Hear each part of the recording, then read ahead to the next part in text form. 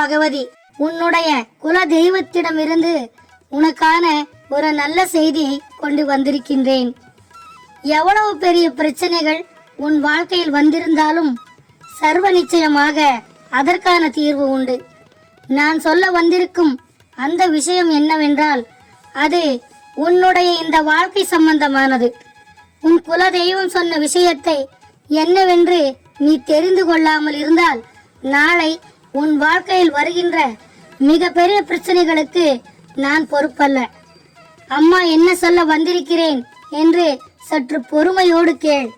உன்னுடைய குலதெய்வமானது இந்த பகவதி அம்மாவின் மூலமாக உனக்கான செய்தியினை கொண்டு வந்து சேர்ப்பதற்கும் ஒரு முக்கியமான காரணம் உள்ளது. நான் உன்னுடைய இஷ்ட தெய்வம், உன்னை காக்கும் காவல் தெய்வம். எனக்கும் உனக்கும் பாசமும் பிணைப்பும் எப்பேற்பட்டது என்று உன் குல தெய்வத்திற்கு நன்றாக தெரியும். இதை பற்றி உன்னுடைய குலதெய்வம் நன்றாக அறிந்து கொண்டுதான் இந்த அம்மாவை உன்னிடத்தில் அனுப்பி வைத்தார்கள். நான் என் பிள்ளைக்காக செய்கின்ற விஷயங்கள் எல்லாம் உன் குலதெய்வம் பார்த்து கொண்டுதான் இருக்கின்றார்கள். நீ என் மீது எத்தனை நம்பிக்கை வைத்திருக்கின்றாய், எத்தனை உரிமையோடு உனக்கு தேவையான எல்லாவற்றையும் என்னிடம் கேட்கின்றாய் என்பதும் அவர்கள் கவனித்து கொண்டுதான் இருக்கின்றார்கள். அதனால்தான் உன் அம்மா நான் இந்த செய்தியை உன்னிடம் தெரிவிப்பதால் நிச்சயம் உனக்கான நன்மைகளை நீ பெறுவதற்கு சரியாக இருக்கும் என்று நினைத்துதான் உன் குலதெய்வம் என்னை அனுப்பியுள்ளார்கள். இவர்கள் எடுத்த முடிவு சரியானதுதான். ஏனென்றால் நான் நினைத்தது, நான் உனக்காக சிந்தித்த அந்த விஷயத்தை தான் உன் குலதெய்வமும் என்னிடம் சொன்னார்கள். அப்படி உன் அம்மா நான் உன் வாழ்க்கையில் இதை சொல்லும் போது சர்வ நிச்சயமாக உன் வாழ்க்கையில் நடந்த அத்தனை பிரச்சனைகளும் சிறிது சிறிதாக உன்னுடைய இந்த வாழ்க்கையில் ஒரு மிகப்பெரிய மாற்றங்களை கொண்டு வந்து சேர்க்கும். உன்னுடைய இந்த வாழ்க்கையில் இந்த பகவதி அம்மாவின் அருளோடும் அன்போடும் உனக்கான நன்மைகளை நீ பெற்றுக்கொள்வாய் என்ற விஷயத்தை நீ முதலில் புரிந்து கொண்டால் போதும். என் தங்கமே, என் அன்பு குழந்தையே, இதை உன் குலதெய்வம் என்னிடம் சொன்ன பொழுது அவர்கள் கண்கள் கலங்கியது. ஏனென்றால் உன் அம்மா நான் உன்னிடம் தெளிவாக சொல்கின்றேன். நீ சற்று கவனமாக கேட்க வேண்டும். அதை கேட்ட பிறகு நீ அதன்படியே நடந்து கொள்ள வேண்டும். அரைகுறையாக கேட்டு தானாக ஒரு முடிவு செய்து விடாதே. ஏனென்றால் முழுவதும் கேட்காமல் அரைகுறையாக கேட்டு அதற்கான தீர்வு என்னவென்று உனக்கு தெரியாமல் போய்விடும். அதனால் எந்த ஒரு விஷயத்தையும் நீ முழுமையாக கேட்ட பிறகுதான் எந்த ஒரு விஷயத்தையும் செய்ய வேண்டும் என்பதை நீ புரிந்து கொள்ள வேண்டும். என் தங்க பிள்ளையே, உன் குலதெய்வமானது வெகு நாட்களாக உன் வாழ்க்கையில் உனக்கான ஒரு மிகப்பெரிய பிரச்சனையிலிருந்து உன்னை எப்படியாவது மீட்டெடுக்க வேண்டும் என்று உன்னை பின்தொடர்ந்து வந்து மிகப்பெரிய போராட்டம் நடத்தி கொண்டிருக்கின்றது. என் குழந்தையே, அந்த போராட்டத்திற்கு இப்பொழுது முடிவு கிடைத்து விட்டது. அதனால் அதை மட்டும் இல்லாமல் உன் வாழ்க்கையிலும் உன் குலதெய்வம் செய்திருக்கின்ற பல நன்மைகளும் உனக்கு வரக்கூடிய சில கஷ்டங்களையும் சேர்த்துதான் உன்னிடம் சொல்ல சொன்னார்கள். அப்படி என்ன நடந்திருக்கும் நம் வாழ்க்கையில் என்று நீ சிந்திக்கின்ற இந்த நேரத்தில் இந்த பகவதி அம்மா சொல்வதை நீ செவி கொடுத்து கேள், பொறுமையாக கேள். என் பிள்ளை, நீ தேவையில்லாத விஷயத்தில் உன் கவனத்தை செலுத்தி விடாதே. அவர்கள் என்னை தவறாக பேசுகிறார்களே, இவர்கள் என்னை பற்றி தவறாக பேசுகிறார்களே என்று உன் கவனத்தை வேறு திசையில் செலுத்தி விடாதே. உன் அம்மா பகவதி உன்னிடம் சொல்கின்ற எந்த ஒரு விஷயமும் உனக்கு ஒரு நாளும் புரியாமல் போய்விடும் என்ற விஷயத்தை என் பிள்ளை நீ புரிந்து கொள்ள வேண்டும். என் அன்பு குழந்தையே, உன் அம்மா நான் எப்பொழுதுமே எந்த ஒரு விஷயத்தையும் தேவையில்லாமல் உன்னிடம் கொண்டு வந்து சேர்த்தது கிடையாது.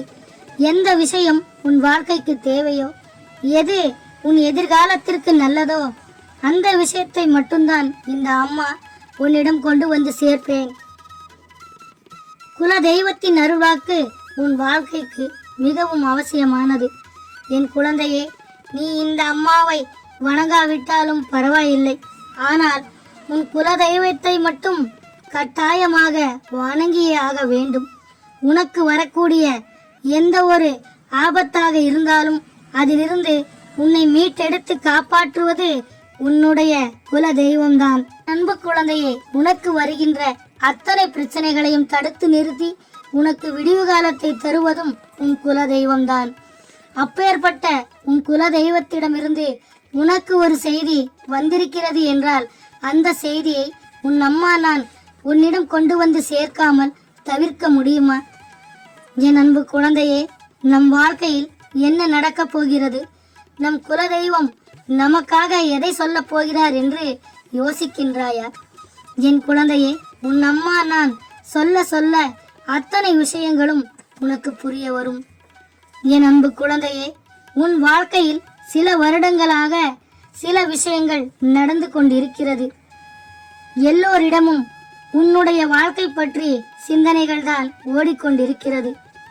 எந்த ஒரு விஷயத்தையுமே சத்தமாக பேசியதே கிடையாது. ஆனாலும் இன்று உள்ள சூழ்நிலையில் யாரிடம் எதை பேசினாலும் பின்னால் அது நாம் கண்ணீர் சிந்தும் வகையில் அவர்கள் பேசும் வார்த்தை பதிலாக வருகிறது. ஏன்தான் இப்படி எல்லாம் நடக்கிறது என்று தெரியாமல் கண்ணீர் சிந்தியவர்கள் பலரும் உள்ளார்கள். உன் குலதெய்வம் உன் குடும்பத்தில் உள்ள அனைவரின் மனநிலை, அவர்களின் எண்ணங்கள் எப்படி என்று அறிந்தபோதுதான் தெரிய வந்தது அவர்களை பற்றிய உண்மையான முகம் எதுவென்று. அதில் சில பேர் மட்டும்தான் சாதாரணமாக இருக்கின்றார்கள். ஒரு சிலர் அதைவிட ஒரு மடங்கு அதிகமாக உன் மீது மிகவும் கோபத்தோடு அவர்களின் வாழ்க்கையை வாழ்ந்து கொண்டிருக்கின்றார்கள்.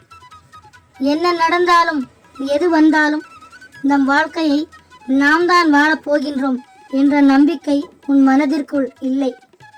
இது போன்ற சூழ்நிலைகளை நீ கடந்து உன் குல தெய்வம் உனக்கொரு மகிழ்ச்சியான விஷயத்தையும் கொண்டு வந்திருக்கின்றார்கள். அது என்னவென்றால், உன்னுடைய எதிரி ஒருவர் உன்னுடைய குலதெய்வ சந்நிதியில் உன்னை அவதூறாக பேசி உன் மனதை காயப்படுத்தினார். என் அன்பு குழந்தையே, உன் குலதெய்வ சந்நிதியில் உன்னை கண்ணீர் சிந்த வைத்த அவர்களுக்கு உன் குலதெய்வம் சரியான தண்டனையை வழங்கப் போகிறார் என்ற விஷயத்தையும் உன்னிடம் சொல்ல சொன்னார்கள். என் அன்பு குழந்தையே, உன் வாழ்க்கையில் எத்தனை கஷ்டங்கள் உனக்கு வந்தாலும் நம் குலதெய்வம் நம்மை காப்பாற்ற வருவார்கள் என்ற நம்பிக்கையோடு இருக்க வேண்டும். அப்பொழுது உன் கஷ்டங்கள் அனைத்தையும் உன் குலங்காக்கும் தெய்வம் உன்னை காப்பாற்றும் என்பதை நீ மறவாதே. என் குழந்தையே, நீ ஒரு முறையாவது உன் குல தெய்வத்தை தரிசனம் செய்து கொண்டு வா. அங்கே உன் குல தெய்வம் உன் வருகைக்காக காத்திருக்கின்றார் என்பதையும் உன்னிடம் சொல்ல சொன்னார்கள். உன்னால் முடியாமல் போனால் நீ இருக்கும் இடத்திலேயே உன் குல தெய்வத்தை வணங்குவதை மறவாதே.